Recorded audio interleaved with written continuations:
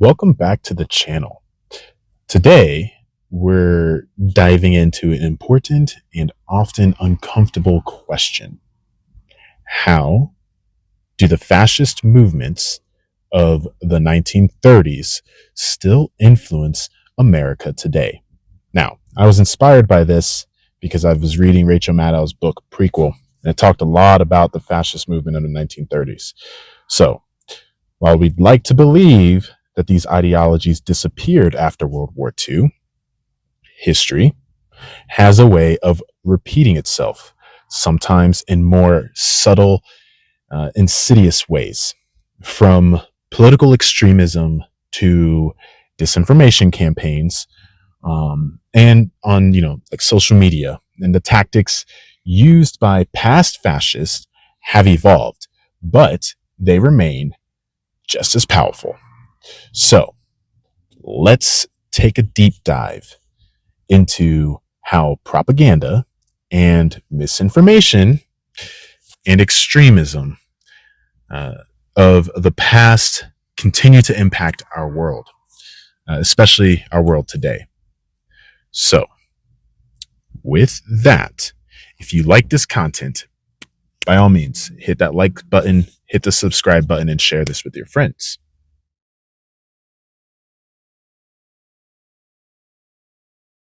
So let's get into this. Let's get into the tactics of fascist propaganda from then versus now. All right.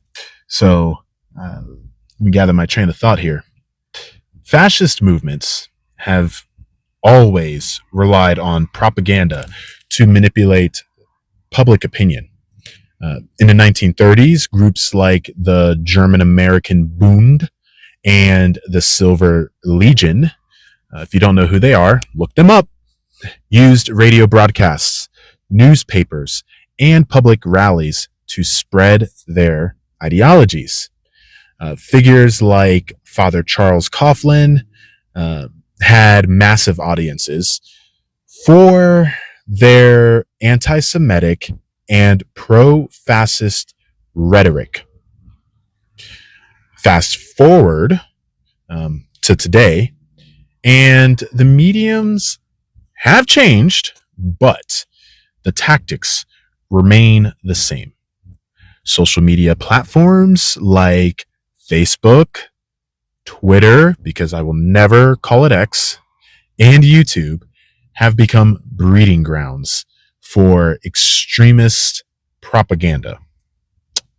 So, yeah, memes that go viral, videos, and misleading articles, they all work their way the same way as they did in the 1930s. Pamphlets and radio broadcasts, like they all did, spreading the disinformation quickly and effectively.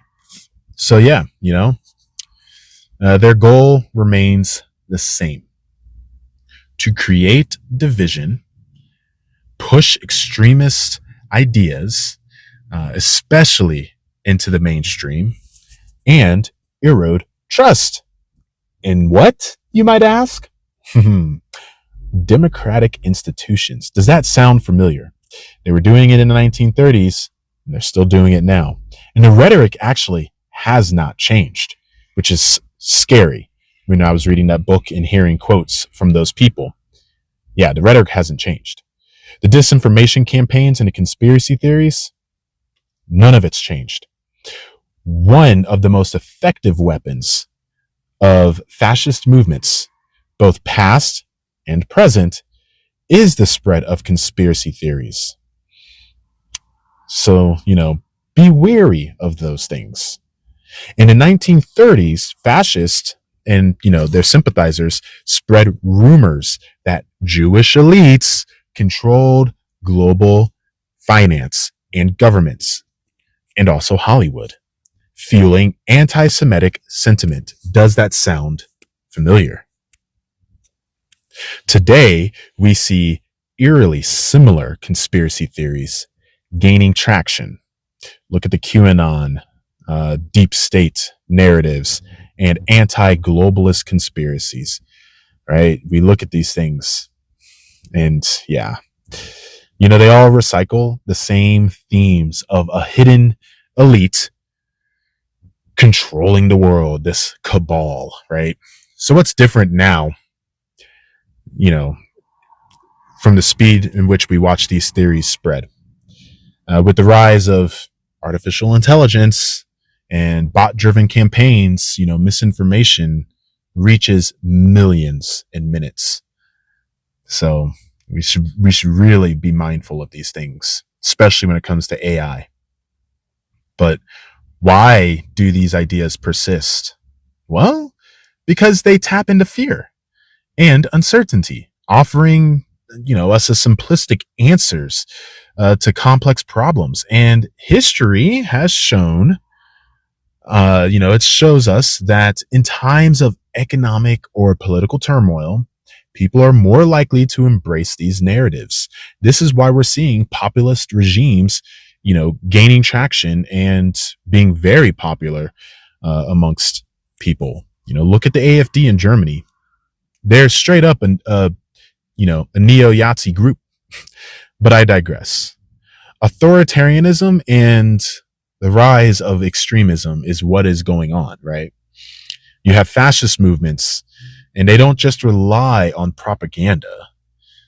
They thrive in environments where authoritarianism is on the rise.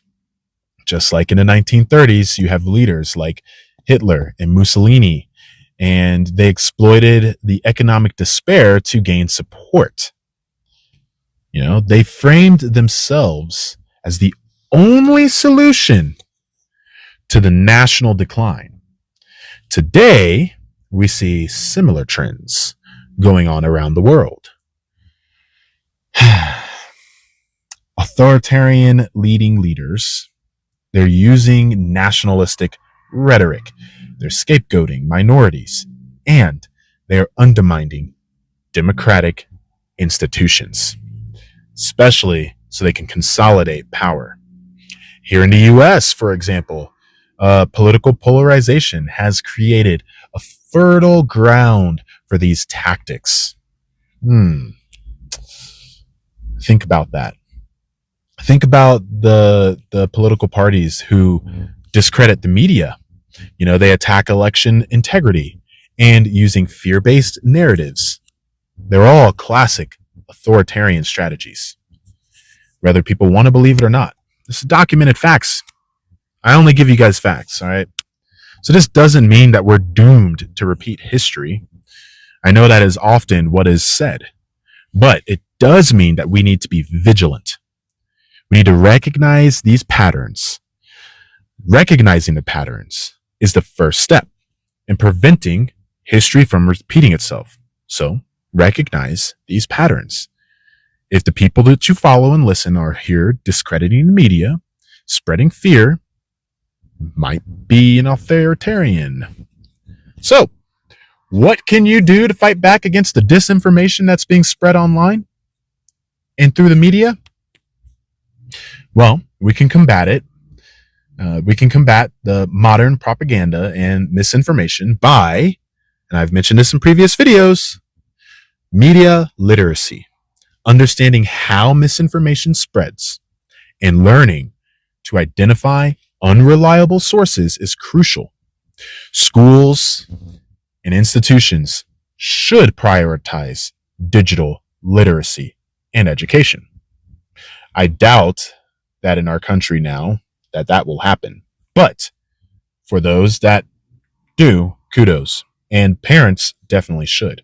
The second thing you can do, fact checking and critical thinking. So before you share information, verify it through credible sources. Organizations like Snopes, factcheck.org, and the Associated Press, they provide fact-based analysis. And no, I did not mention the Associated Press because of recent events, but they checked people, and they're an international organization, so they have a responsibility to still call things by their actual names. The third thing that we can do is regulate social media algorithms. I've mentioned this in the past, but many disinformation campaigns thrive because social media platforms prioritize engagement over accuracy. So if we hold tech companies accountable, that's a step in the right direction. I mean, just look at what the EU just passed in regards to regulating AI and how governments and agencies can use AI against people. Fourth thing we can do is community engagement, having open, fact-based conversations with people who might be vulnerable to misinformation can make a difference. Remember, extremism thrives in isolation, and a meaningful dialogue, well, that can help counter it. I mentioned that in my radicalization pipeline vehicles. But yes, these are 4 steps that you could take. So, with that, in conclusion, I just want to let you know that history repeats itself, but we can break that cycle. So, while history doesn't always have to repeat itself exactly how it happened, it often rhymes. The fascist movements of the 1930s, well, they relied on misinformation and fear to gain power, just as modern extremist groups do today. The good news, though, I want to leave you with some good news, is that we have the tools to fight back by educating ourselves, educating friends and family, and questioning sources and standing up against propaganda. We can prevent the mistakes of the past from defining our future. And that is very important. So, if you found this video insightful, don't forget to like, subscribe, and share it. Let's keep this conversation, let's keep it going. So, leave a comment with your thoughts on how we can fight misinformation in today's world. And with that, I hope you have a good day wherever you are. And remember, don't fall for the misinformation trap.